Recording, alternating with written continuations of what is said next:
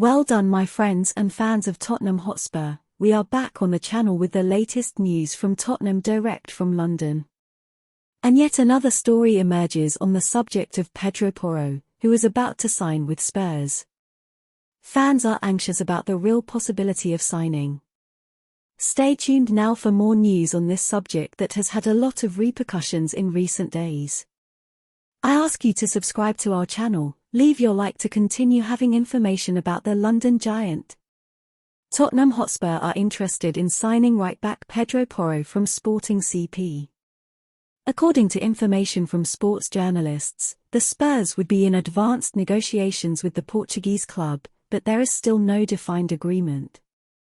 The player has a release clause worth £39.6 million, which makes negotiations a bit more complicated.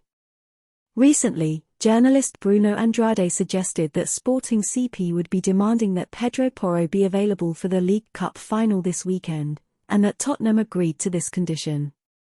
This can be seen as a way to ensure the player doesn't get injured before agreeing to the terms of the contract, but it could also affect the player's final price. Pedro Porro's participation in the League Cup final is a risk for Tottenham as he could suffer an injury, which could leave the club in a difficult situation towards the end of the transfer window. However, allowing him to participate could also benefit them in the final stages of negotiations, as Spurs could ask Sporting to lower their asking price.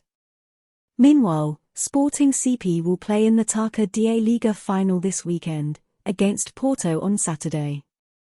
There is still no official confirmation whether Pedro Porro will play or not, but negotiations with Tottenham should be closely monitored.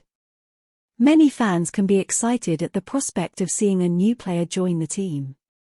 Pedro Porro is a young and promising right-back, who has stood out in Portuguese football. He could bring more options and quality to Tottenham's defensive sector. Comment and leave your opinion.